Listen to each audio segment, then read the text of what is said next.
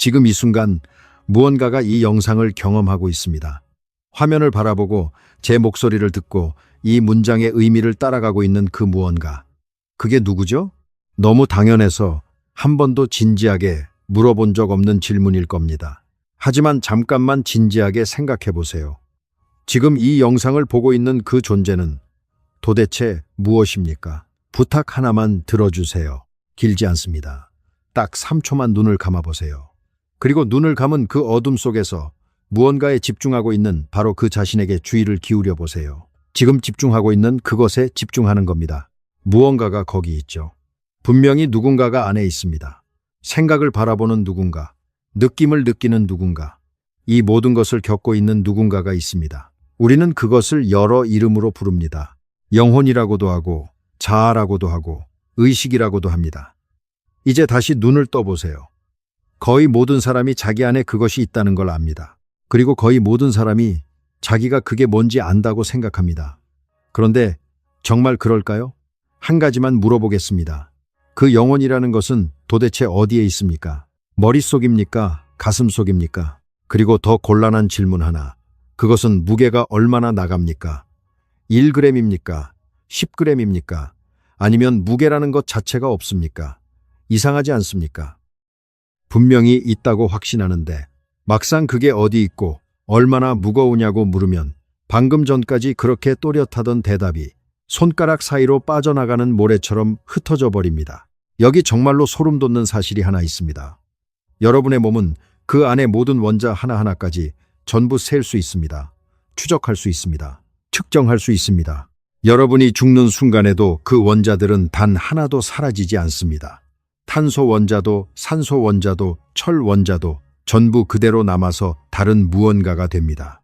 과학은 그 원자들이 어디로 가는지 완벽하게 압니다. 그런데 정작 여러분을 여러분으로 만드는 그것은 저울에 올릴 수도 없고 자로 잴 수도 없고 그것이 몸을 떠나는 장면을 본 사람도 없습니다. 그래서 두 개의 질문이 생깁니다. 첫 번째 질문, 여러분이 죽으면 그것은 어디로 갑니까? 그리고 더 무서운 두 번째 질문이 있습니다. 그것은 정말로 애초에 거기 있기는 했던 걸까요? 미리 말씀드리겠습니다. 오늘 이야기는 종교 강의가 아닙니다. 신비주의도 아닙니다. 저는 여러분에게 무엇을 믿으라고 말하려는 게 아닙니다. 우리는 그저 과학을 따라갈 겁니다. 정직하게 끝까지 따라갈 겁니다. 그 끝에서 만나는 대답이 우리를 불편하게 만들더라도 도망치지 않을 겁니다. 왜냐하면 어떤 위대한 물리학자가 평생에 걸쳐 보여준 태도가 바로 그것이기 때문입니다. 답이 마음에 들든 들지 않든 진실이 무엇인지를 끝까지 묻는 것. 그 태도로 인간이 가진 가장 오래된 질문 하나를 함께 파헤쳐 보겠습니다. 죽은 뒤에 우리는 어디로 가는가? 그리고 그 질문을 따라가다 보면 우리는 전혀 예상하지 못한 곳에 도착하게 될 겁니다.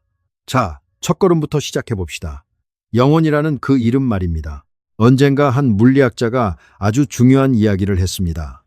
자기 아버지가 어릴 적에 가르쳐 준 것이라고 하더군요. 새 한 마리를 두고 그 새의 이름을 세상의 모든 언어로 다 외울 수 있다고 칩시다. 한국어로도 알고, 영어로도 알고, 중국어로도 알고, 그 어떤 나라 말로도 그 새의 이름을 댈 수 있다고 합시다. 그렇게 다 외우고 나면 우리는 그 새에 대해 무엇을 알게 될까요? 놀랍게도 아무것도 모릅니다. 그 새가 어떻게 나는지, 무엇을 먹는지, 왜 그렇게 우는지, 깃털이 어떻게 자라는지에 대해서는 단 하나도 알지 못합니다. 우리가 아는 건 오직 사람들이 그 새를 뭐라고 부르는가, 그것뿐입니다. 이름을 아는 것과 진짜로 이해하는 것은 완전히 다른 일입니다. 그런데 인간은 이 두 가지를 자꾸 헷갈립니다. 이름을 붙이고 나면 마치 그것을 이해한 것 같은 착각에 빠집니다. 바로 이것이 함정입니다. 영혼이라는 단어가 그렇습니다. 우리에게는 아주 편리한 이름이 하나 있습니다. 영혼. 이 한 단어를 입에 올리는 순간 우리는 그것이 무엇인지 안다고 느낍니다. 하지만 그 느낌은 진짜 이해가 아니라 이름이 주는 안도감일 뿐입니다. 이걸 보여주는 아주 재미있는 이야기가 하나 있습니다. 100년쯤 전 1907년에 미국의 한 의사가 정말로 진지하게 영혼의 무게를 재려고 했습니다. 그는 임종을 앞둔 환자들을 특수하게 만든 큰 저울 위에 눕혔습니다. 그리고 환자가 숨을 거두는 바로 그 순간 저울의 눈금이 변하는지를 지켜봤습니다. 영혼이 몸을 빠져나가면 그만큼 몸이 가벼워질 거라고 믿었던 겁니다. 그는 한 환자에게서 약 21g이 줄어들었다고 발표했습니다. 그래서 한동안 사람들 사이에서는 영혼의 무게가 21g이라는 이야기가 떠돌았습니다. 여기서 잠깐 멈춰서 생각해 봐야 합니다. 왜 사람들은 이 이야기를 그렇게 좋아했을까요? 이유는 간단합니다. 만약 영혼의 무게가 있다면 영혼은 진짜로 존재하는 것이 되니까요. 무게가 있다는 건 물질이라는 뜻이고 물질이라는 건 실제한다는 뜻이니까요. 사람들은 영혼이 실제하기를 간절히 바랐고 그래서 21g이라는 숫자에 매달렸습니다. 하지만 정직한 과학은 한 가지를 더 묻습니다. 그 실험을 다시 해보면 어떻게 될까? 다른 의사들이 똑같이 실험을 반복해봤습니다. 그런데 결과가 제각각이었습니다. 어떤 환자는 무게가 줄었고 어떤 환자는 변화가 없었고 어떤 환자는 오히려 늘었습니다. 일관성이 전혀 없었습니다. 결국 그 21g은 영혼의 무게가 아니라 죽음의 순간에 폐에서 빠져나간 따뜻한 수증기와 땀, 그리고 측정 장비의 오차였을 가능성이 큽니다. 한번 우연히 나온 숫자에 우리가 의미를 입혔던 것뿐입니다. 여기에 오늘 이야기 전체를 관통하는 첫 번째 교훈이 있습니다. 무언가가 사실이기를 간절히 바란다고 해서 그것이 사실이 되지는 않습니다. 이건 너무 당연한 말 같지만 인간이 가장 자주 어기는 원칙이기도 합니다. 우리는 원하는 결론을 먼저 정해놓고 그 결론에 맞는 증거만 모으는데 천재적입니다. 진짜 과학은 정확히 그 반대 지점에서 시작됩니다. 내가 무엇을 바라든 상관없이 자연이 실제로 어떻게 작동하는지를 묻는 것, 거기서 모든 것이 출발합니다. 그런데 여기서 한 가지 곤란한 문제가 따라옵니다. 영혼의 무게가 없다고 합시다. 물질이 아니라고 합시다. 좋습니다. 그렇다면 무게도 없고 물질도 아닌 그것이 도대체 어떻게 물질로 된 이 몸을 움직인단 말입니까? 이게 바로 다음 층으로 들어가는 문입니다. 아주 평범한 행동 하나를 생각해 봅시다. 지금 여러분이 팔을 들어 올리기로 마음먹습니다. 그러면 팔이 올라갑니다. 너무 쉽죠? 평생 수백만 번 해온 일입니다. 그런데 여기에 어마어마한 수수께끼가 숨어 있습니다. 팔을 들겠다는 그 결정이 만약 물질이 아닌 영혼에서 나온 것이라면 그 비물질적인 결정은 도대체 어떻게 물질로 된 신경세포를 밀어서 움직였을까요? 이걸 다른 예로 바꿔보겠습니다. 여러분 앞에 돌멩이가 하나 있다고 칩시다. 그 돌멩이를 손도 대지 않고 오직 생각만으로 들어 올려보세요. 자, 됩니까? 당연히 안 됩니다. 왜 안 될까요? 생각과 돌멩이 사이에는 아무런 물리적 접촉도, 아무런 힘도, 아무런 연결도 없기 때문입니다. 생각은 돌멩이를 밀 수 없습니다. 그런데 만약 영혼이 정말로 물질이 아니라면 영혼이 신경세포를 움직이는 것은 생각으로 돌멩이를 드는 것과 똑같은 일입니다. 접촉도 없고 힘도 없고 연결도 없습니다. 그러면 그건 작동할 수가 없습니다. 비물질과 물질은 서로 닿을 방법이 없으니까요. 옛날 사람들도 이 문제 때문에 골치를 앓았습니다. 유명한 한 철학자는 이 문제를 풀어보려고 애쓰다가 영혼과 몸이 만나는 특별한 지점이 뇌 어딘가에 있을 거라고 생각했습니다. 그는 송과체라는 작은 기관을 지목했습니다. 왜 하필 거기였을까요? 뇌의 다른 부분은 대부분 좌우로 한 쌍씩 있는데 송과체는 가운데에 딱 하나만 있었기 때문입니다. 하나밖에 없으니까 하나뿐인 영혼이 깃들기에 어울린다고 생각한 거죠. 그럴듯하죠. 하지만 오늘날 우리는 그 송과체가 실제로 무슨 일을 하는지 압니다. 그것은 잠을 부르는 호르몬을 분비하는 기관입니다. 영혼의 자리가 아니라 그냥 우리를 졸리게 만드는 작은 분비샘이었던 겁니다. 자, 이제 정말 결정적인 관찰로 넘어가겠습니다. 만약 영혼이 뇌와는 별개로 독립적으로 존재하는 것이라면 뇌가 망가져도 영혼은 그대로여야 합니다. 그렇죠. 영혼이 진짜 주인이고 뇌는 그냥 도구일 뿐이라면 도구가 좀 망가진다고 주인이 바뀌면 안 되니까요. 그런데 현실은 어떻습니까? 술을 몇 잔 마셔봅시다. 평소에 조용하던 사람이 말이 많아지고 신중하던 사람이 충동적으로 변합니다. 화학물질 하나가 뇌에 들어갔을 뿐인데 그 사람의 성격이 바뀝니다. 더 무거운 예를 들어보겠습니다. 뇌졸중이 와서 뇌의 특정 부위가 손상되면 어제까지 다정하던 사람이 갑자기 무뚝뚝해지기도 하고 평생 단정하던 사람이 욕을 입에 달고 살기도 합니다. 머리를 크게 다친 사람이 사고 전과는 완전히 다른 사람이 되어버리는 경우도 있습니다. 기억이 사라지기도 하고 좋아하던 음악을 더 이상 즐기지 못하기도 하고 가족의 얼굴을 알아보지 못하기도 합니다. 여기서 정직하게 물어봅시다. 만약 영혼이 뇌와 상관없이 독립적으로 존재한다면 왜 뇌가 망가질 때 그 사람의 성격과 기억과 의식이 함께 바뀌는 걸까요? 영혼이 진짜 주인이라면 뇌가 손상돼도 영혼은 멀쩡히 자기 자신을 지켜야 하지 않습니까? 그런데 현실은 정반대입니다. 뇌가 바뀌면 그 사람이 바뀝니다. 한치의 예외도 없이. 이 관찰이 우리를 아주 불편한 결론으로 이끕니다. 그 위대한 물리학자가 했던 표현을 빌리자면 이렇습니다. 마음이란 뇌가 하는 일이다. 마음은 뇌 안에 따로 들어앉아 있는 어떤 손님이 아닙니다. 마음은 뇌가 활동하는 그 과정 자체입니다. 위장이 소화를 하듯이, 심장이 피를 펌프질하듯이 뇌는 마음을 합니다. 소화가 위장과 별개로 떠다니지 않듯이 마음도 뇌와 별개로 떠다니지 않습니다. 이쯤 되면 좀 우울해지려고 합니다. 영혼은 무게도 없고 몸을 움직일 방법도 없고 뇌가 망가지면 함께 망가진다. 그럼 나라는 존재는 그냥 고깃덩어리에 불과한가? 잠깐만 기다려주세요. 지금부터가 정말 흥미로워지는 부분입니다. 왜냐하면 여기서 과학은 우울한 쪽이 아니라 오히려 경이로운 쪽으로 우리를 데려가기 때문입니다. 여기 정말로 충격적인 사실이 하나 있습니다. 여러분의 몸을 이루는 원자들은 거의 대부분이 몇 년 안에 새 것으로 교체됩니다. 지금 여러분의 손을 한번 보세요. 그 손을 이루는 원자들 가운데 상당수는 불과 몇 년 전에는 그 자리에 없었습니다.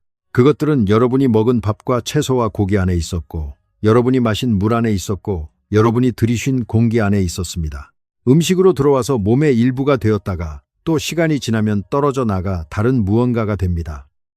피부 세포는 끊임없이 벗겨져 나가고, 위벽은 며칠 만에 새로 만들어지고, 뼛속의 물질도 천천히 통째로 교체됩니다. 그러니까 10년 전의 여러분과 지금의 여러분은 거의 같은 원자로 이루어진 사람이 아닙니다. 물질로만 따지면 10년 전의 그 사람은 지금 거의 남아있지 않습니다. 그런데도 여러분은 여전히 자기 자신입니다.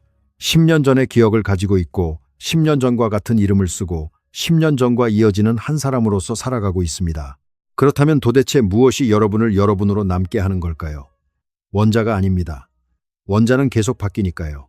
여러분을 여러분으로 만드는 것은 물질 그 자체가 아니라 그 물질들이 배열된 방식, 그 짜임새, 그 패턴입니다.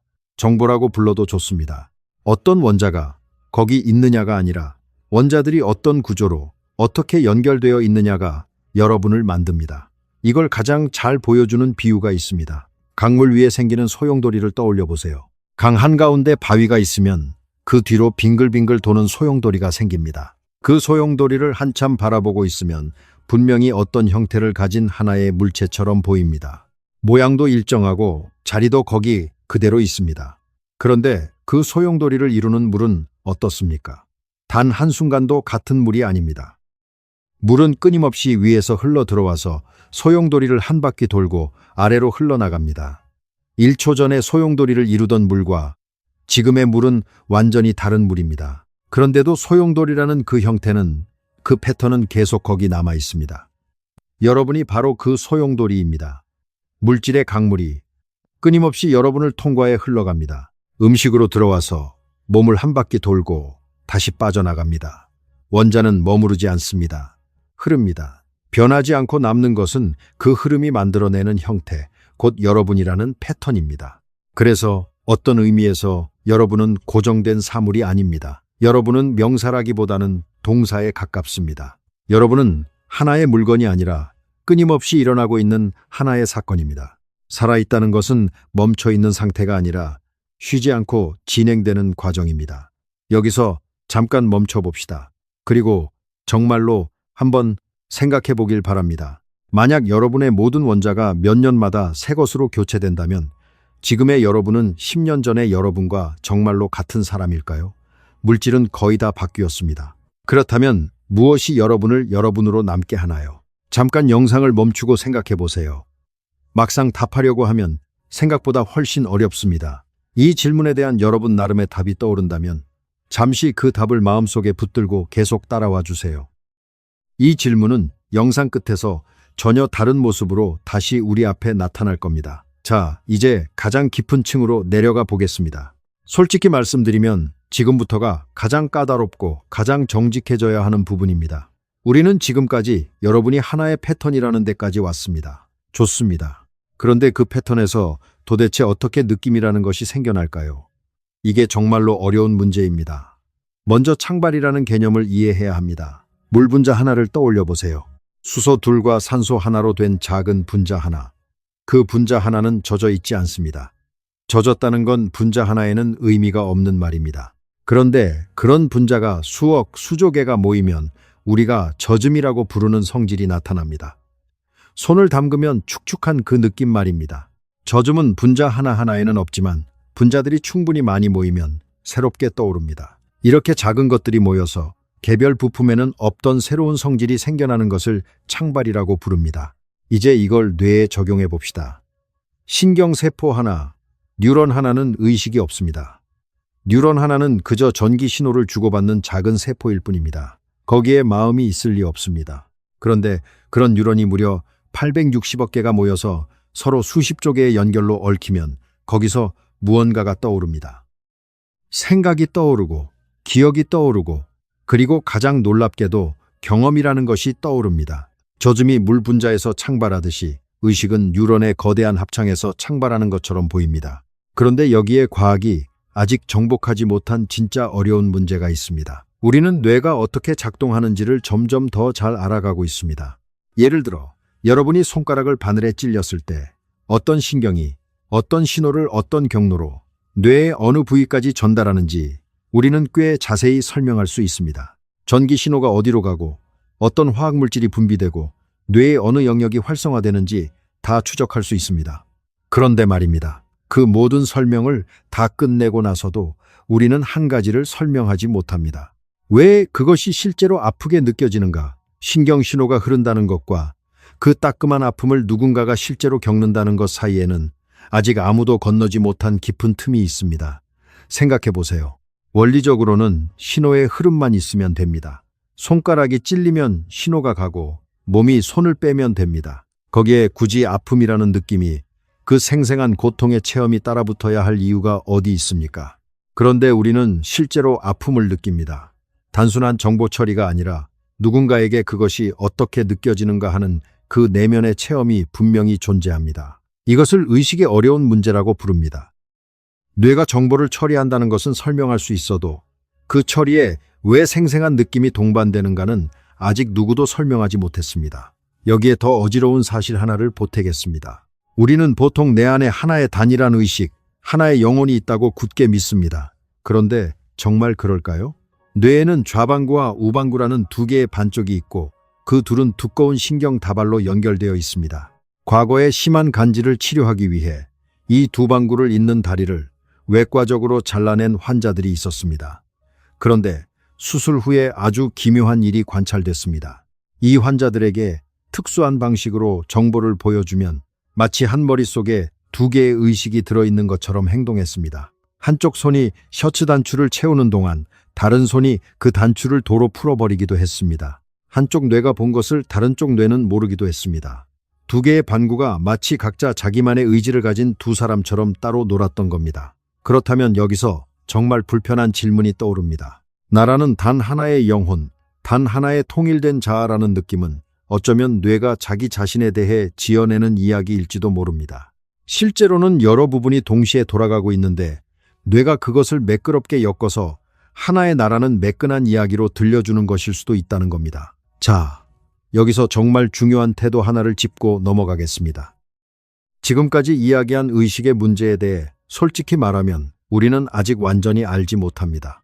의식이 정확히 어떻게 생겨나는지, 그 어려운 문제를 어떻게 풀어야 할지 인류는 아직 답을 가지고 있지 않습니다.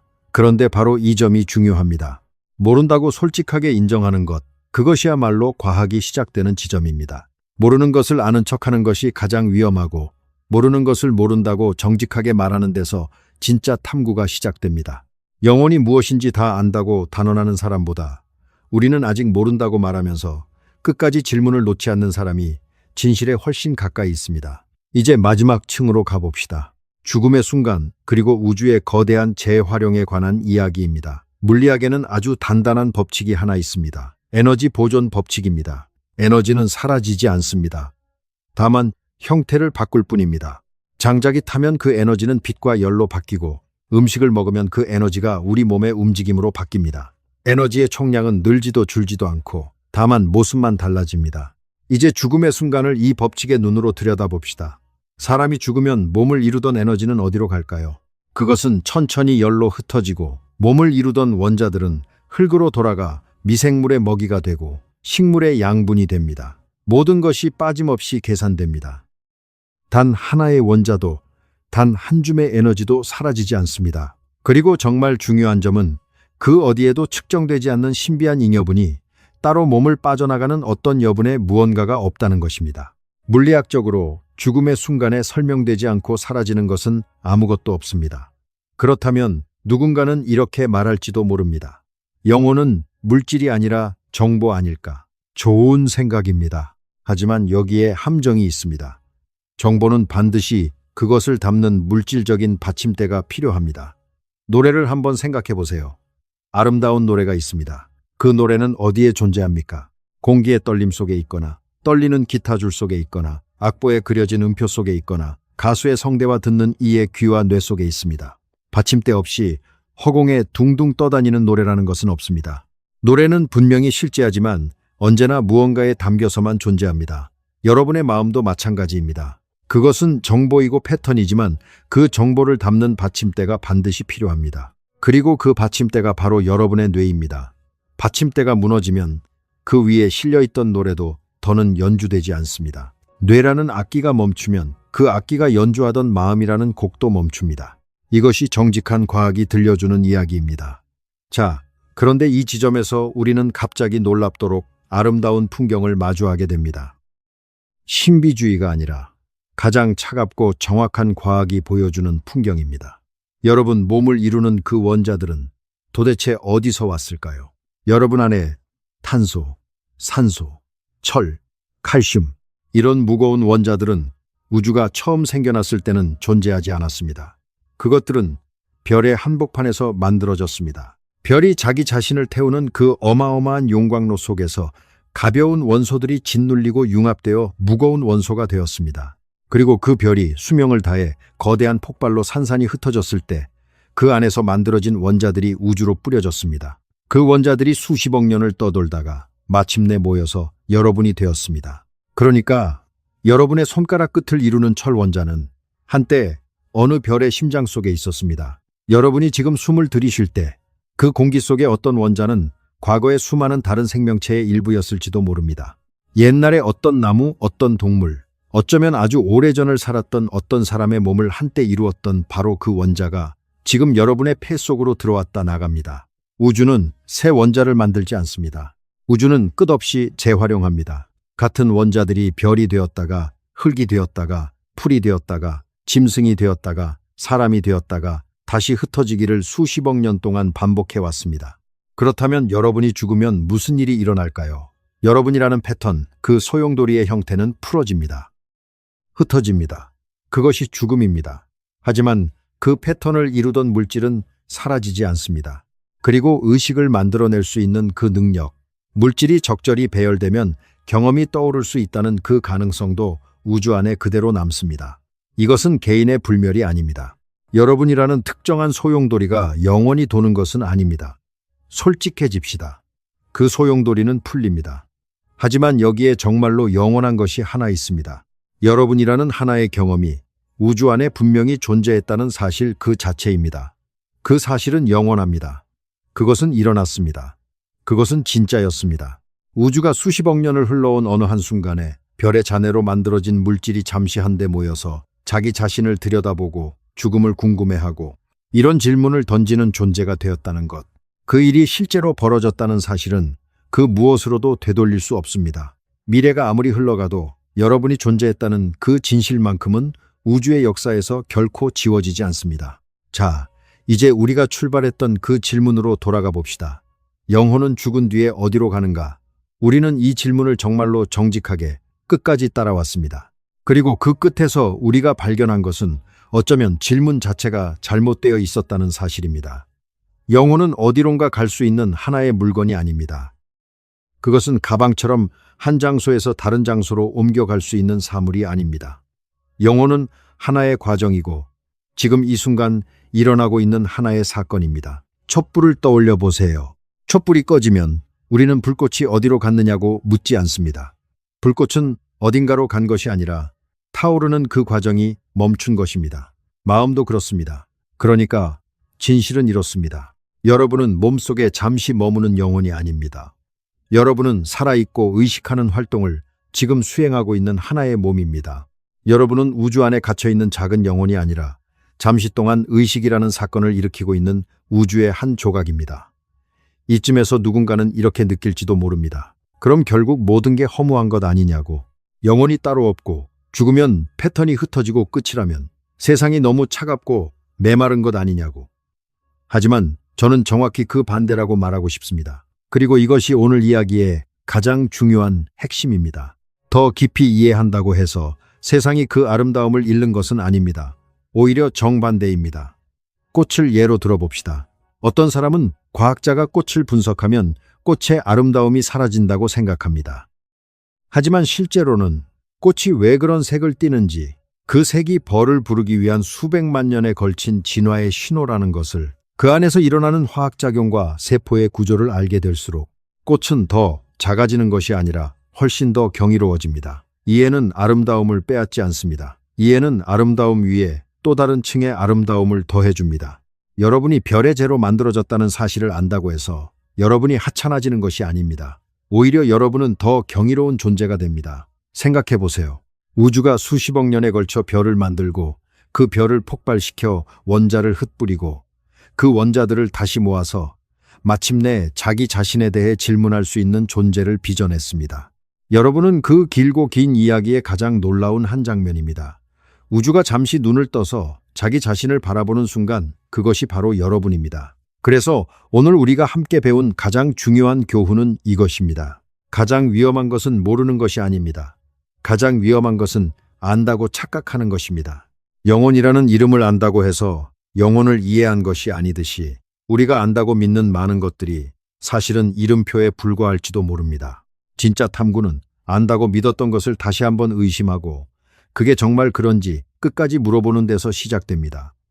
마지막으로 한 문장만 남기고 싶습니다. 여러분은 우주 안에 있는 것이 아닙니다. 여러분이 우주입니다. 잠시 동안 자기 자신을 들여다보고 있는 우주입니다. 이제 여러분 차례입니다. 죽음, 의식, 시간, 원자, 별, 살아오면서 한 번쯤 문득 멈춰서서 도대체 왜 그럴까 하고 궁금해했던 과학적 질문이 분명히 있을 겁니다. 어쩌면 어린 시절부터 마음 한구석에 품고 있던 질문일 수도 있습니다. 그 질문을 댓글로 남겨주세요. 여러분이 던진 질문 가운데 가장 흥미로운 것을 골라 다음 영상에서 오늘처럼 끝까지 함께 깊이 파헤쳐 보겠습니다. 그리고 한 가지만 잊지 말아주세요. 이름을 아는 것과 진짜로 이해하는 것은 완전히 다른 일입니다. 세상을 향한 그 궁금증을 절대 잃지 마세요. 계속 질문하고 계속 궁금해하세요. 그 끝없는 호기심이야말로 우주가 자기 자신을 알아가는 가장 아름다운 방법이니까요. 오늘 이 여정이 여러분의 마음에 작은 불씨 하나라도 남겼다면 채널을 구독해 주세요. 우리는 다음 영상에서 또 하나의 당연해 보이는 질문을 들고 와서 그 안에 숨어 있는 놀라운 진실을 함께 파헤쳐 보겠습니다. 끝까지 함께 궁금해해 주세요.